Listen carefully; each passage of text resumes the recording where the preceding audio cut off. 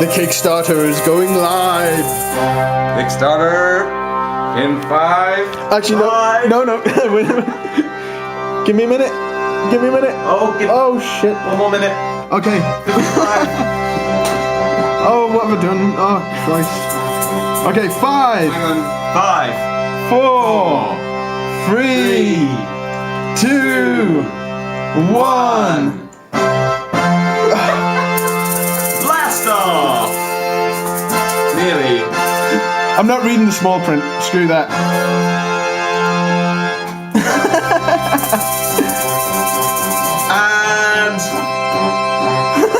and launch. And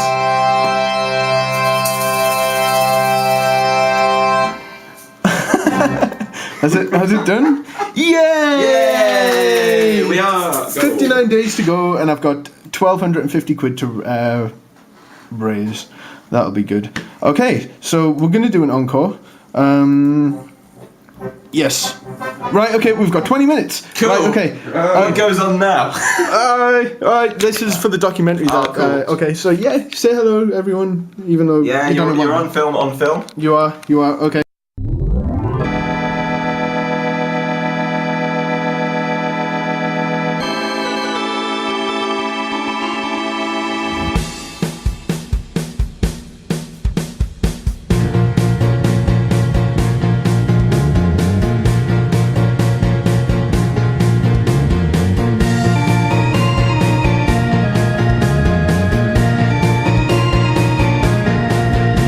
They want to know who, what, why, where, and when. It never ends. Close your eyes and slowly count to 10. Then you can breathe again. Common sense dictates that by the time you're 28, you should be married with at least one child or walk that green career mile. Never let opinions affect your head, your heart, your soul. Don't let naysayers bring you down, because that is their only goal. Their hearts as black as coal. So here's to all the undecided boys and girls who don't know why or where their life is setting or what led them here today. Just take comfort in the fact not everything is white and black. Just enjoy the bumper ride. Don't try to run, don't try to hide, and life will more or less turn out okay.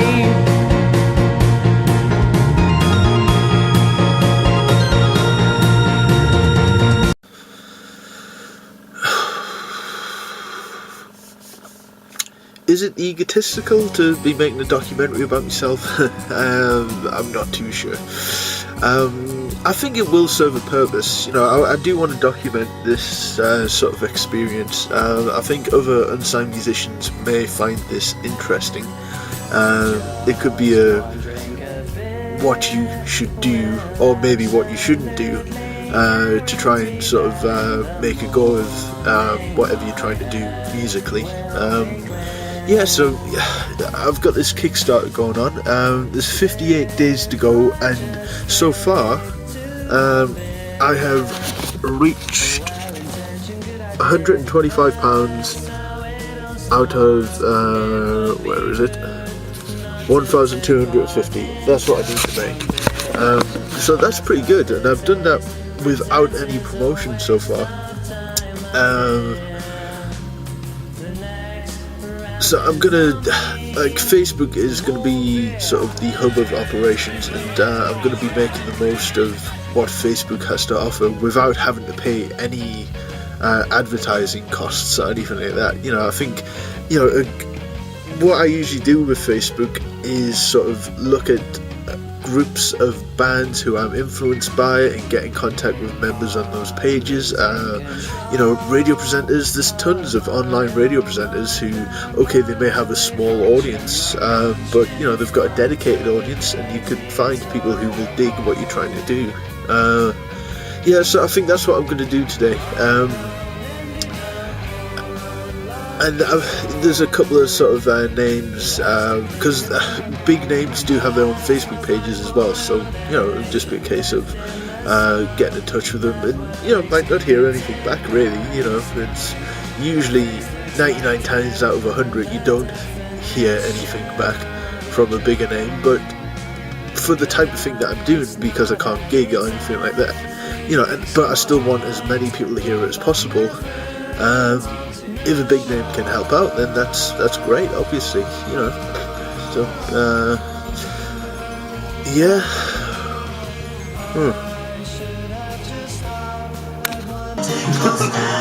So I thought, is that spelled SILV or NAAR? Oh, right. Like put things on the pedal screen. Are you on tenterhooks? It's a pseudonym. Let's see, that kind of makes sense.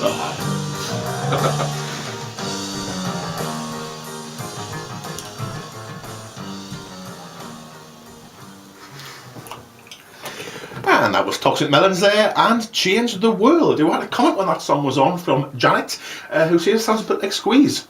Yeah, I'm quite happy with that. Squeeze are a bit of an influence. I didn't get into Squeeze until not that long ago, actually, but yeah, massively got into them since. Been watching like documentaries and stuff like that. Yeah, a bit of a music nerd with certain things.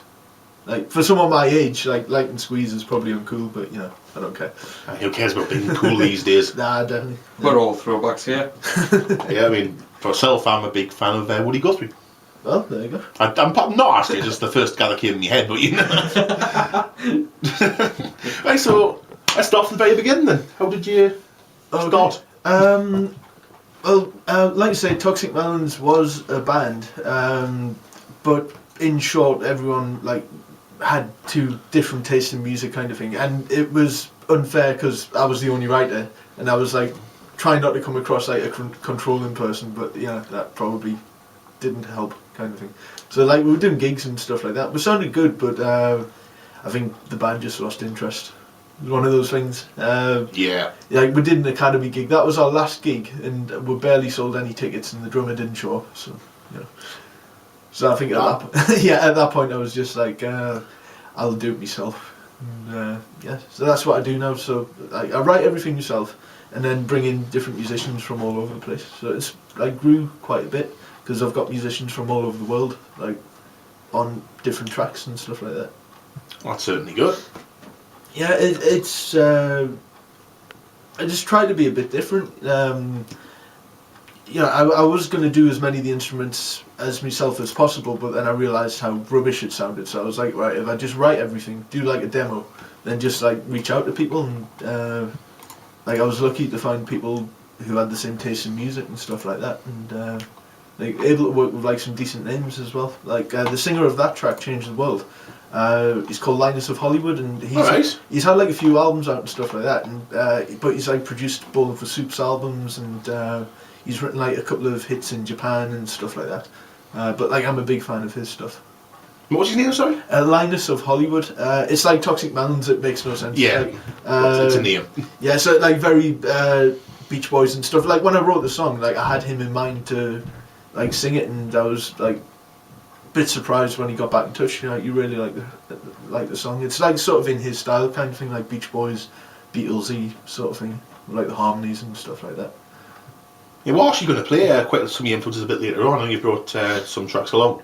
Yeah, I've brought a couple of tracks that really influenced us, and there's a couple of tracks that I really like a lot that have some people who are on the album as well.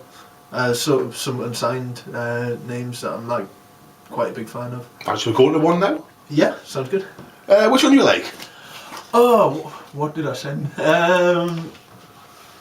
Probably the Roger Manning song, Too Late for Us Now. Which coincidentally is one that's lined up. Excellent, okay. Yeah, Roger Joseph Manning and Too Late for Us Now. Sorry, am I just rambling? That's brilliant. Okay. Yeah, so I left college in 2010. I got my degree in music production, learning from scratch. I knew nothing. It was after discovering sort of, the power pop sort of bands like Jellyfish Blue, Linus of Hollywood, Mike Viola, those kind of names, that really made me want to sort of do that kind of thing, because I'd written some songs, but I didn't really know what kind of direction I wanted to take it in, and just my luck that I picked or fell in love with a direction that is sort of notorious for not being mainstream or making that much money. Yay! So yeah, I did the foundation degree. Didn't do quite as well as I would have liked, but there were some personal things that happened. You know, my dad died around that time. I was in a band with other people, but it wasn't really, you know, doing anything. But I got into the third year, did the music business degree. Didn't finish the dissertation. And so I didn't get the full degree, and I was a little bit ashamed of that at the time, but now, you know, screw it. I don't regret not finishing it, because, you know, I finished the first album on that course. You know, there was the studio time. It would have been money that I would have spent on being in the studio anyway, so, you know, I don't see it as money wasted or anything like that. And, you know, I feel like I'm trying just as hard, if not harder, than anyone who actually got the degree, to sort of make a go of, you know, a career in music, I suppose. You know, it still feels weird to say that I'm trying to do that, because you always get people trying to sort of bring you down, saying that there's no money in music. And obviously there is, but obviously I would love to make a living off making music, but, you know, I don't think that's an unrealistic expectation.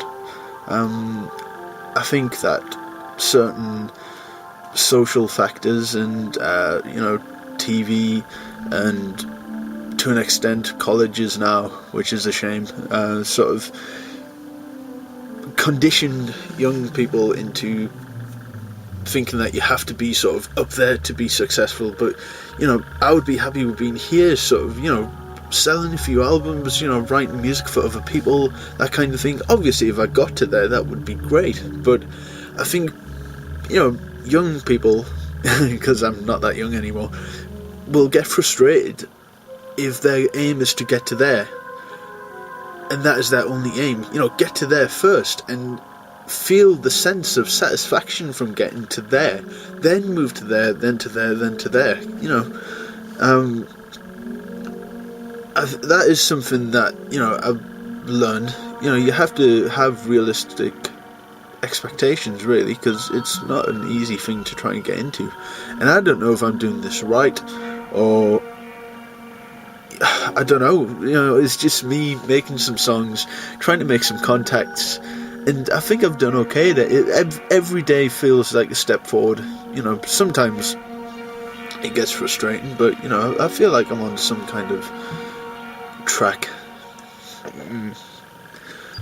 I haven't slept last night, so, you know, I'm probably rambling a bit. What's up, Paul? Yours truly, DJ Jazzy Jeff, giving you a shout out. You, the band Toxic Melons, the track The Dole, it's kind of hot. Like that. Hopefully you can come out to the show when we come to London. Hope all is well, man. Thanks for the support. Were you classically trained? That I never, not really. I did the traditional sort of piano exams and to grade 8 and whatever. But the teacher I had, he'd been classically trained, but he was into rock and pop stuff, so he taught me a lot of that as well as the classical stuff. And then when I went to college, I did jazz, kind of a college. Right. I've noticed with a lot of the classically trained musicians that I work with, they want note for note what they want, like, you know, because they don't really improvise or kind of thing. You tend to find classically trained. I was quite shocked by that, though, because I thought, you know, obviously you know a lot more, so you should be able to. But it tends to be the way if you're traditionally classically trained, everything's written out for you. All of the time you have everything in front of you. Yeah. And it's basically, you have a sheet of instructions. Yeah. If you take that sheet away, a lot of classically trained people don't know what to do there. Whereas I'm much more home. If you give me a chord structure, Yeah. I'll improvise around that happily all day. Yeah. But that comes more from the jazz training than from the classical training. Yeah. And so in a way, I suppose I've had the best of both worlds. I've had some classical training and some jazz training as well. No, totally. It's, But you often find that people are kind of one way or the other. That sort of stuff. yeah, I mean, I've worked with classically trained musicians in the studio, and just they're really sort of nervous about being in the studio as well. Like I've noticed, it's quite. I've noticed that myself. It's been a learning curve because like I've had to when I arrange a song, I've had to think about how would a trumpet player sort of play this, or how would a clarinet player play this. And it's like I've done it just from, not that I know really a lot, but like I've done it from sort of listening to sort of people playing stuff like that. Like knowing where breaths have to come in, stuff like that. So yeah, but I usually let the musicians just get on with it, really. Because the stuff that I gave to you wasn't definite. Yeah. I mean, the chord structure was, but you were pretty open, I think. I think you've got to be with that sort of stuff. You've got to be. But it's kind of hard because it wasn't like you had a finished track to play on either. Like it was quite. When you're doing that, like the vocalist will be doing his thing, and he won't have your piano track. You'll have my piano track. Yeah. And it is a bit of hoping things just and like. it's somewhere they've just got to match up at the end of it. Yeah. Yeah, I've been quite lucky with that. I mean, that's always going to happen if you insist on writing an album and having people from 40 different countries around the world playing on it, then, Okay, 3 days in, still at 165, but I haven't really done too much to promote. I got in touch with more stations who are going to play stuff from the album and interview and stuff like that, so I'm hoping that things will kick off a little bit after that. I got to number 8 on Reverb Nation local alternative charts. It doesn't sound that impressive, but when you consider that I don't play live and stuff like that, people are still listening, which is really nice. And I've done that without any paid advertising, by the way.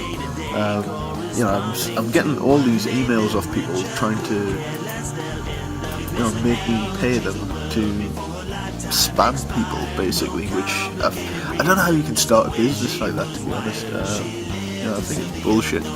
So yeah, I don't know.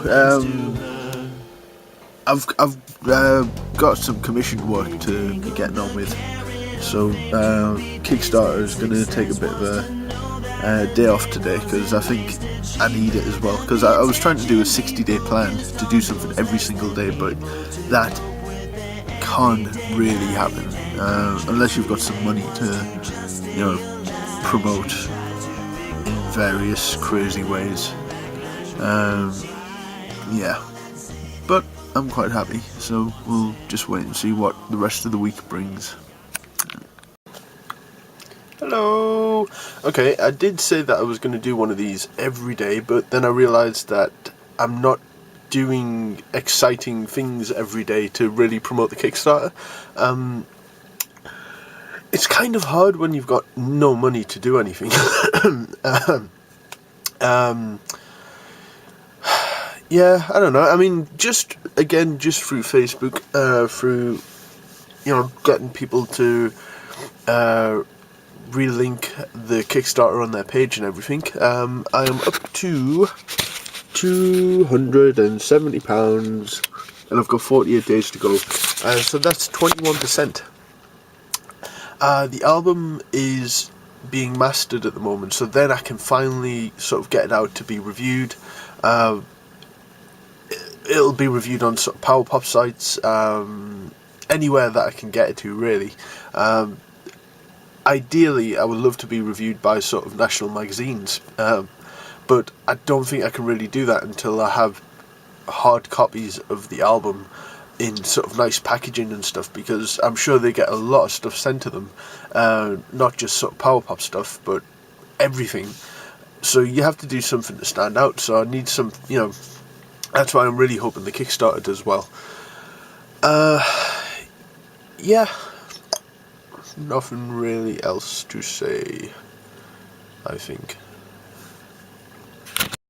Recorded way past Lost Hills, California, in the Crazy Eye Studios, this is Rants and Rabbit Holes with Jim and Sharon. Because what the world needs now is a podcast hosted by two bumbling drummers. First, there's Jim, the even-keeled, mind-bending philosopher. It's true if it's pragmatic for me. It's true for you if it's pragmatic for you. So then it becomes subjective, and then we lose all concept of actual objective truth because it's no longer objective. And then there's Sharon, the skin-bashing loose cannon. And at the risk of sounding like the biggest pretentious, fucked-hard, blowhardy bitch in the history of the world, so like I want to walk fast and I want to get this shit done and I want to get the fuck out of there like as soon as possible. Get ready to get your weird on with these two. Without further ado, kiddos, it's Jim and Sharon. Oh. Yes. Hi here we again. Again. Another show that Once we're doing. again, show 12, episode It's 12. Quite exciting. We've got a guest coming on today, and I'm kind of nervous because I hope that this whole Skype thing works. Yes. So our guest today is Paul Fairbairn. He is actually otherwise known as Toxic Melons. He's a fantastic artist. I've been a big fan of this guy for quite a while. How did you first find him? He was mutual friends with a lot of power pop kind of people on Facebook, and he was kind of part of that whole jellyfish crowd. So he was always commenting on some mutual friend stuff, and I always thought he was really funny, and I thought Toxic Melons was kind of a interesting, intriguing name. Mm-hmm. So just started talking on Facebook one day, and then I kind of discovered that he has his own project that he's doing, and downloaded the first album that he had out called Melon Jam, and it's just really cool to see how much he's evolved and grown over the past few years. I like his music. It's really, really what cool. You've played for me. Yeah, it's unique. It's colorful. The arrangements are, I think they're getting better and better. There's a lot of layers to it, and he has all the right influences, basically. So, if you're a fan of Jellyfish, Queen, ELO, 2020, I'm trying to think of other bands that he kind of sounds like, but all that kind of stuff. Gilbert O'Sullivan, I know he's really into. So yeah, he's got a lot of range in his influences, and it shows in his music. But then it's also very unique because he collaborates with different artists each time, and we'll talk to him in a little bit when we get him on the phone here. But we could kind of talk to him about his process because it's pretty interesting. He has he writes the songs. We'll talk about it with him, but I guess he writes the songs, but then he gets a myriad of different musicians to come in and record. Right. So every song kind of has a different taste flavor to it. Yeah, a different flavor. And it's cool because he was able to get people like Eric Dover, Freddie Greddy, I guess, who's a YouTube sensation, who sang the song Diffidence, which is a song of his. It's one of my absolute favorites. We're going to play that, I think, in the second half of the show. But he's had different people come in, and it's really neat the way he's able to collaborate with folks. And he just basically, like with Eric Dover, I think he just reached out to him on Facebook and said, Nice. "Hey, do you want to be on my EP?" And Eric Dover was like, "Hell yeah!" So just that's cool. Yeah, so Eric recorded his parts, I think, in here in California, and then sent them to good old Toxic Melons out in the UK. I can't remember. Good evening. You're tuned to the 11L Network, RNI.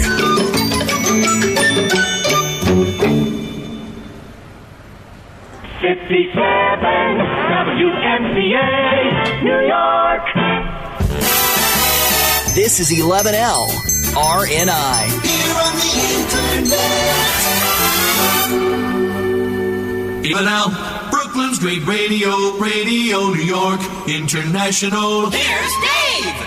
Hey, yeah, it's Dave the Boogeyman, and it's 11L Radio New York International. We're on the air. You're on the New York merry-go-go-round.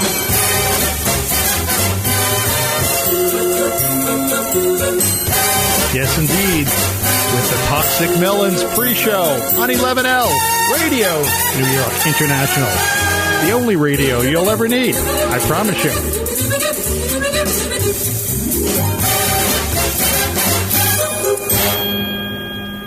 From New York City, This is number 1. The Toxic Melons. So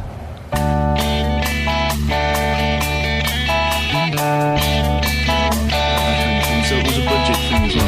That's really cool. So how does that happen, Paul? I think I was talking to you a little bit about this earlier.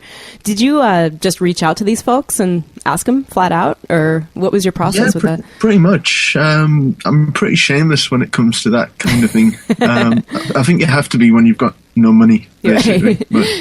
But yeah, that's pretty much what I did. And, I showed them stuff that I had already done. So I think hopefully that was good enough to have them take me seriously, kind of thing. Right. Yeah, absolutely. And it's such a trip because, someone like Eric Dover, I know that Jellyfish is one of your hugest influences. So be able, create music with one of your idols, that's got to be crazy. Yeah, it's pretty mind-blowing. There was going to be some other Jellyfish members on the album, but as some people had to pull out for sort of various reasons. But the sort of all. But Paul, you've been doing this for how many years?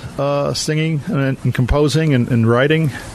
I've been writing for really properly since about 2004 because I had a college project that I had to write some music for, and it's really bad. I don't like showing it to people. But I mean, I'd been playing guitar for quite a while before that, but proper sort of writing songs and stuff that came out of writing music at college, kind of thing, and being around different musicians, which I'd never really been around before. So it was good to start playing with different people as well. Well, you also come from a group of UK singer-songwriters like Maxie Dunn, who's been on my show, and Dave Stevens. So you're in that same vein, Yes. It's really sort of cool how sort of close-knit the power pop community is. Everyone kind of knows each other and buys everyone's albums, and I really like it because it's really hard to find people sort of locally who are into the kind of stuff that I'm doing, which is why it's so hard to find a band. But yeah. So anyway, Alan, just to recap. Okay. You've got a Kickstarter project on the go. I do have a Kickstarter on the go, yes. You've got an album that you've got on the Kickstarter project. Yes. Yeah. And you're looking for, is it £1,250? Yes, because Kickstarter take 15%. Yeah. Well, we'll sort of let them off it. Yeah. Because it's a kind of good idea. It is a good idea. So you're looking for £1,250 to get this project underway, getting your album finished and all sorted and out there to everyone. Is that Yes. what I mean? So you get 1,000, you get the money. What do you do with that money? I use that money to get everything sort of made up, like the CDs and all that, and then I fulfill the orders, and then I'm left with a load of sort of CDs and merchandise that I can use to sort of promote, because I make no money from this straight away. The money is used to specifically get everything made up, and then I can sort of start sending stuff off to sort of bigger platforms and stuff like that. I mean, there's people on the album who like have been reviewed by Mojo and by Enemy and stuff like that, and if I don't think it's out of the question, because I know the review on signed stuff as well. If they see an album that's got names on that they recognise, then hopefully they might check it out.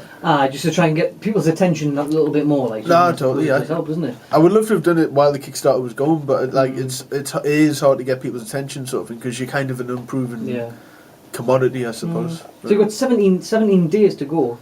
Yes. So 17 days to go.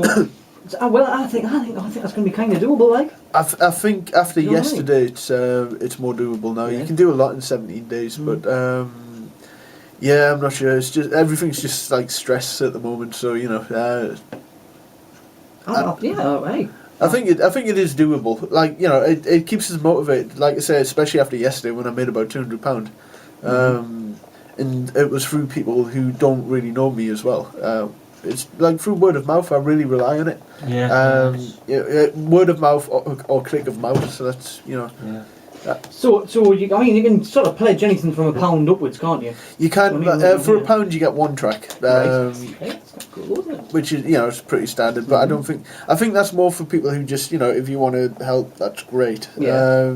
And then like for £5 you get the album as just an MP3 format, and for like 9 tracks as well, which I think is alright because it's cheaper than what you would be looking at on like iTunes or something like that. And you would get the artwork in there as well.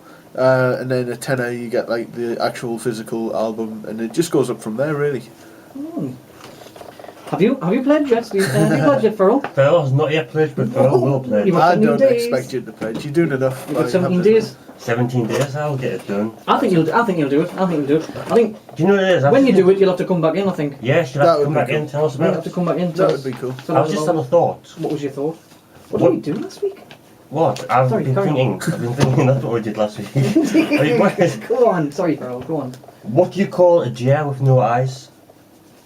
What? No idea. What do you call a jar with no eyes? I think Pablo just said. Yeah, no idea. No. What do you call a jar with no eyes? A deer. This a deer? A deer? Yeah, no idea.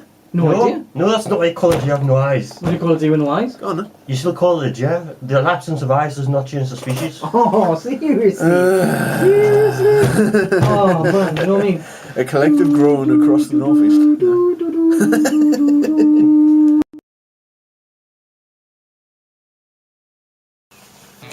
So what had happened was, about halfway through I started getting really stressed because things weren't sort of really going to plan.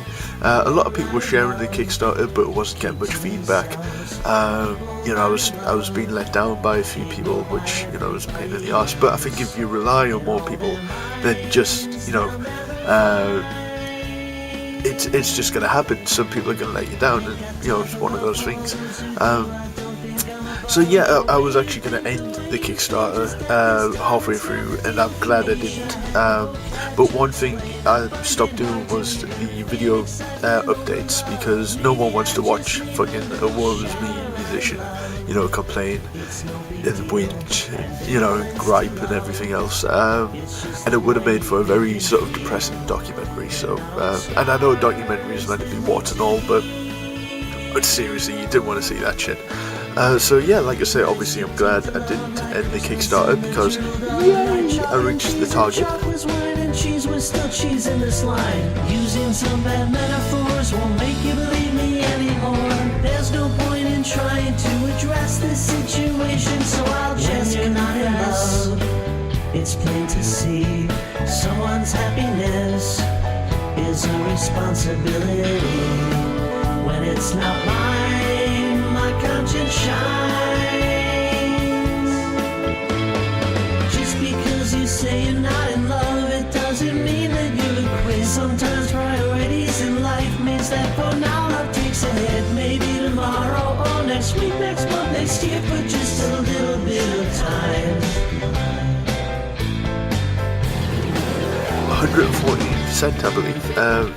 When I had 10 days left, I'd reached 100%, which was amazing. And I was thinking, okay, right, 10 days of just, lay back, just, let the good times roll, and, just count down the days. But then a couple of people, and it was, they did apologise for it and that, but they had to sort of retract their pledge. So, I was starting to get stressed again that everyone was going to pull out at the last minute, and then I wouldn't reach the target. But I did get quite stressed about that, but I'm glad that didn't happen. So yeah, the Kickstarter, or the album, actually turned out to be the highest grossing album in Tyne and Weir in Kickstarter's history, which is amazing. So I want to thank everyone who pledged, everyone who helped make the album, anyone who helped promote the album. I couldn't do this shit without you. The fact that I've had a successful Kickstarter now, it means that I've got stuff that I can, further myself with. I've got merchandise, CDs. I'm still waiting for the stuff to come.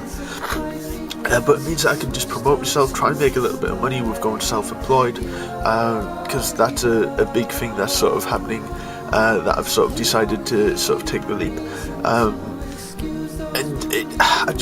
I'm hoping that this Kickstarter sort of shows people that you can do it. You know what I mean? You know, you don't have to do conventional things to promote yourself. You don't have to be a gigging band.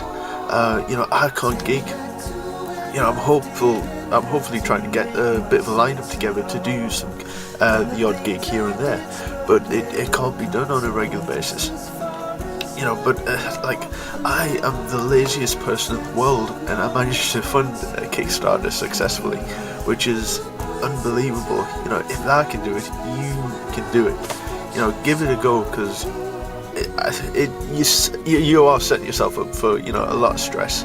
At the start of the Kickstarter, I was like, okay, I've done this before, I know what I'm setting myself up for, I'll maintain a level head, but, you know, like I say, there was a couple of times where I really just lost my shit, and I don't really get stressed much anymore. I used to, but yeah, you know, there are different ways to promote yourself. You know, online is obviously, you know, an amazing way to do it. You know, doing staging gigs, and you can find your audience online as well. You know, it doesn't have to be live. You can get reviews, you can get airplay, you can get all sorts of things. So, you know, just give it a shot. And, you know, if this Kickstarter has had any kind of influence on your decision to, you know, do something like that, then that is probably the best thing that I could take out of it. So, you know, thank you very much, and yay, and sorry that this documentary is really fucking long.